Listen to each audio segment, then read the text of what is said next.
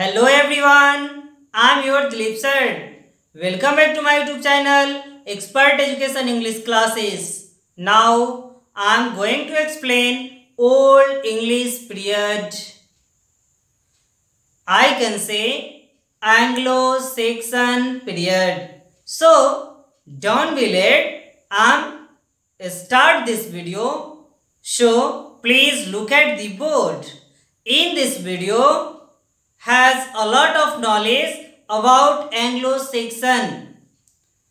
So please don't forget to watch till the end. So let's start this video. First, Old English period.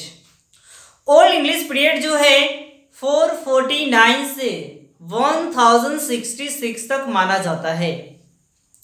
Old English period actually Anglo Norman जब आया तो वो 1000 में इसे change किया, but उससे पहले इसे हम pre Chaucerian age, dark age, Anglo Norman age, Anglo Celtic age and Old English and Anglo Saxon period के नाम से जानते हैं. एक्चुअली यह इंग्लिश स्टोरी ऑफ इंग्लिश के चैप्टर नंबर 3, जो कि आपका स्टोरी ऑफ इंग्लिश के चैप्टर नंबर 3 का ये टॉपिक है. तो आइए हम इस टॉपिक के बारे में वन बाय वन करके एक्सप्लेन करते हैं. फर्स्ट आता है एक्चुअली ये ओल्ड इंग्लिश में ये जो एज था ओल्ड इंग्लिश एज ये हटा दिया गया था. Cause old English is very difficult to read, difficult to write, difficult to understand, so we can say dark age. इसीलिए इसे डार्क एज के नाम से भी जाना जाता है. कॉज इसे पढ़ना, लिखना, बोलना बिल्कुल ही कठिन है. सो यह डार्क एज के नाम से जाना जाता है.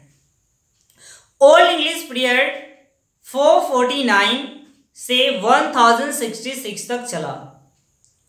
5th सेंचुरी में जब एंग्लो सेक्सन जो है इंग्नालैंड नेम्ड प्लेस पर अटैक किए, तो इन्होंने उस इंग्नालैंड नेम्ड प्लेस को एंग्लिकन यानी एंग्लिसियन नेम दिया. और वह जो जगह था जो बाद में इंग्लैंड के नाम से फेमस हो गया, पॉपुलर हो गया, और वह धीरे धीरे वहाँ की जो लैंग्वेज थी एंग्लिकन वो धीरे धीरे जो है इंग्लिश में चेंज हो गया. तो ये जो इंग्लिश है एक्चुअली यह एंग्लो सेक्सन के द्वारा दिया गया, जो जर्मन के इन्वेडर्स थे, जर्मन के आक्रमणकारी थे. ये जर्मन में निवास करने वाले ट्राइब्स थे. एक्चुअली यह जगह जो है यूरोप में पड़ता है.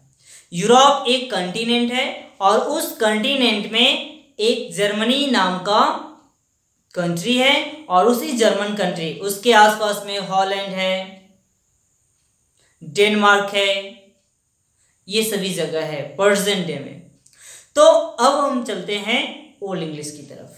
तो आइए देखते हैं बोर्ड पर. फर्स्ट था ये जो है कब पता चला, तो जिस समय द एंग्लो सेक्सन क्रॉनिकल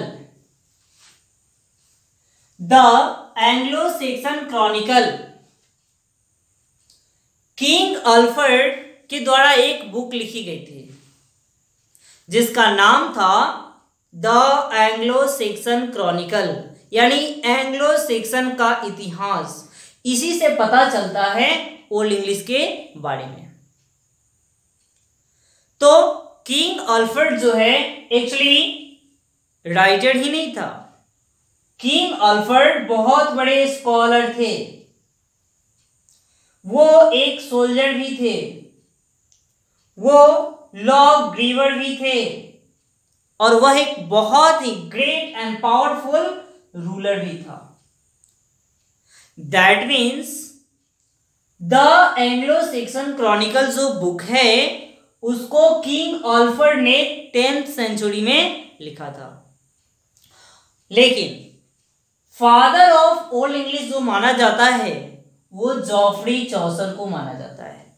क्यों? क्योंकि जॉफ्री चौसर के एज में ओल्ड इंग्लिश पूरी तरह से डेवलप किया गया, और ओल्ड इंग्लिश के लिटरेचर को डेवलप करने में सबसे बड़ा हाथ जो है जॉफ्री चौसर का था। इसीलिए ओल्ड इंग्लिश का जो फादर है यानी फादर ऑफ इंग्लिश वो जॉफ्री चौसर को माना जाता है।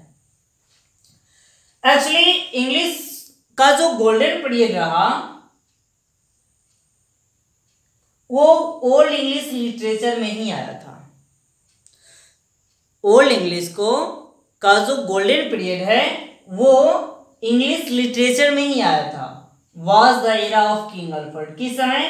किंग अल्फ्रेड के समय में ओल्ड इंग्लिश का गोल्डन एज पीरियड माना जाता है। कॉज की किंग अल्फ्रेड ने एंग्लो सेक्सन का क्रॉनिकल जो है लिखा था। तो आइए हम आगे जानते हैं। फर्स्ट था एंग्लो सेक्सन में आपने जाना कि द एंग्लो सेक्सन क्रॉनिकल जो है किंग अल्फ्रेड नामक पर्सन ने लिखा था, जो एक क्या था? स्कॉलर, सोल्जर, लॉ ग्रीवर और ग्रेट रूलर भी था। फादर ऑफ ओल्ड इंग्लिश किसको माना जाता है? जॉफ्री चौसर को। या फादर ऑफ इंग्लिश किसे माना जाता है? जॉफ्री चौसर को। तो आइए हम जानते हैं, नॉन एज जाना जाता है ओल्ड इंग्लिश को किसके नाम से? तो डार्क एज के नाम से, एंग्लो नॉर्मन के नाम से, एंग्लो सेक्सन पीरियड के नाम से, ओल्ड इंग्लिश पीरियड के नाम से, प्री चौसरियन एज के नाम से और एंग्लो सेल्टिक एज के नाम से। दैट मीन्स ओल्ड इंग्लिश की जो शुरुआत है 449 टू 1066 एडी है। That means I can say 5th century, 5वीं शताब्दी में, जब एंग्लो सेक्सन और जट्स यूरोप के जो इन्वेडर्स थे वो लोग जर्मन के निवासी थे, जिनका जो है लैंग्वेज था जर्मनिक और टीटोनिक। इन्होंने इंगना लैंड नेम्ड प्लेस यानी इंगना लैंड नेम्ड प्लेस पे इन्होंने अटैक किया और उसे जीत लिया, और उसका नाम इन्होंने एंग्लिकन दिया, और वहां की जो लैंग्वेज थी उसे एंग्लिसियन। और बाद में 1000 में इंग्लैंड बनाया गया और वहां की लैंग्वेज इंग्लिश बनाई गई। तो फर्स्ट था कि foreign influence of old English, old English पर भी फॉरेन इन्फ्लुएंस पड़ा। विदेशी जो भी लैंग्वेज थी उसका इन्फ्लुएंस ओल्ड इंग्लिश पर बखूबी तरह से पड़ा। फर्स्ट था रोमन्स, नेक्स्ट आया French, after that German and next था स्कैंडिनेवियंस। इन सारे लैंग्वेज का जो है इन्फ्लुएंस किस पर पड़ा? ओल्ड इंग्लिश पे पड़ा। ओल्ड इंग्लिश का जो डायलेक्ट्स है, जो भाषा थी, जो बोली थी, वो है first Kentish, next American, after that Northumbrian और लास्ट है वेस्ट सेक्शंस। ये चार जो है ओल्ड इंग्लिश का डायलेक्ट्स है, जो कि बहुत बार एग्जाम में पूछा भी जाता है कि ओल्ड इंग्लिश का डायलेक्ट्स क्या है। Old English was not a single uniform language, old English को सिंगल यूनिफॉर्म लैंग्वेज नहीं माना जाता है। क्यों? क्योंकि ओल्ड इंग्लिश इन सब से बिलोंग करता है, इन सभी लैंग्वेज को मिला करके ओल्ड इंग्लिश बना, इसलिए ओल्ड इंग्लिश को सिंगल यूनिफॉर्म लैंग्वेज नहीं माना जाता है। सच एज जैसा कि आप देखेंगे कि संस्कृत, फ्रेंच, स्कैंडिनेवियंस, लैटिन, सेल्टिक, इन सभी का वोकैब जो है यूज किया गया था, जो कि हम बता रहे हैं। फर्स्ट गुरु जो कि संस्कृत का वर्ड है, पंडित, लोटा, धोती, ये सभी जो है क्या है, संस्कृत वर्ड का ही पार्ट है। फ्रेंच वर्ड से हाइदर, थाइटर, दाउ, जिसको आज हम लोग यूज करते हैं तो पढ़ते हैं हियर, देयर, यू। नेक्स्ट है स्कैंडिनेवियंस, जो कि वर्ड्स आया था bird, give and guess. After that Latin जो वर्ड आया उसमें heaven, hell, good, God, heaven, hell and God, etc. और बहुत सारे वर्ड है, लेकिन कम स्पेस की वजह से हम यहाँ पे बहुत ही शॉर्ट फॉर्म में आपको दिए। आप डिटेल्स जो है ऑलरेडी ढूंढ सकते हैं। नेक्स्ट है सेल्टिक वर्ड जो आया वो था, सेल्टिक वर्ड में सबसे पहला जो है जगह का नाम था, जैसे डुअर्ड, केंट, यॉर्क। कुछ नदी का, कुछ रिवर का नाम था, वो था Avon, Thames, Trent, Dee, Derwent, etc. Next बात हम करते हैं, ओल्ड इंग्लिश जो है वो लिखी जाती थी एक्चुअली उस समय तो र्यूनिक अल्फाबेट यूज किया जाता था। क्या यूज किया जाता था? र्यूनिक अल्फाबेट यूज किया जाता था। ओल्ड इंग्लिश में एंग्लो सेक्शंस के बाद एंग्लो नॉर्मन्स आए थे। तो एंग्लो नॉर्मन्स जब आए तो अपने साथ क्रिश्चियनिटी लाए हुए थे, क्रिश्चियनिटी लाए हुए थे। जिस समय स्क्रिप्ट ऑफ ओल्ड इंग्लिश जो है वो क्या था? र्यूनिक अल्फाबेट था। र्यूनिक अल्फाबेट के बाद इसे जो चेंज किया गया वो हो गया रोमन स्क्रिप्ट। किस सेंचुरी में? 10th सेंचुरी में। इससे पहले र्यूनिक अल्फाबेट जो है 6th सेंचुरी में वो लिखा जाता था। This writing system use the runic alphabet composed of sharp straight line without any curves, बिना टेढ़ा मेढ़ा किए हुए सीधे लाइन में। सपोज एरो का स्ट्रक्चर, एक्स का स्ट्रक्चर, पैरेलल, इस टाइप से जो है पहले क्या लिखा जाता था? र्यूनिक अल्फाबेट लिखा जाता था। जैसे कोई विफन्स वगैरह आप देखे होंगे, हथियार वगैरह देखे होंगे, तलवार देखे होंगे, कुल्हाड़ी देखे होंगे, जो कि टेढ़ा नहीं होता, बिल्कुल ही स्ट्रेट लाइन में होता है। जस्ट द सेम वैसे ही पहले र्यूनिक अल्फाबेट लिखी जाती थी। लेकिन ओल्ड इंग्लिश जो है एक्चुअली दो तरह से इसका लिटरेचर बना। ओल्ड इंग्लिश का जो लिटरेचर बना तो ओल्ड इंग्लिश लिटरेचर में सबसे पहला जो है वो राइटिंग सिस्टम जो आया वो किस चीज में आया? तो जो ओल्ड इंग्लिश का जो राइटिंग सिस्टम था वो राइटिंग सिस्टम था मैन्युस्क्रिप्ट में था। किस चीज में था? मैन्युस्क्रिप्ट में लिखा हुआ, हाथ से लिखी हुई लिपि थी। इन सभी स्क्रिप्ट का यूज जो है हाथ से लिखा गया था उस समय। किस समय? ओल्ड इंग्लिश लिटरेचर में। तो ओल्ड इंग्लिश लिटरेचर में को ही हम गोल्डन पीरियड का नाम से जानते हैं। किसके समय? तो किंग अल्फ्रेड के समय से। ये जो ओल्ड इंग्लिश लिटरेचर है जिसमें 4 बुक लिखे गए थे, जिसके राइटर का नेम अब तक पता नहीं है, बट 2 तरह से लिटरेचर पहले लिखे जाते थे। 2 तरह से लिटरेचर को यूज किया जाता था। एक ओरल फॉर्म में यूज किया जाता था और एक रिटन फॉर्म में यूज किया जाता था। एक ओरल फॉर्म में यूज किया जाता था और एक रिटन फॉर्म में यूज किया जाता था। तो जो ओरल फॉर्म होता था जिसमें लोग बोलते थे और स्टोरी के जैसा सामने वाले पर्सन उसको क्या करते थे? ऑब्जर्व करते थे, गेन करते थे, रिपीट करते थे, फिर समझते थे।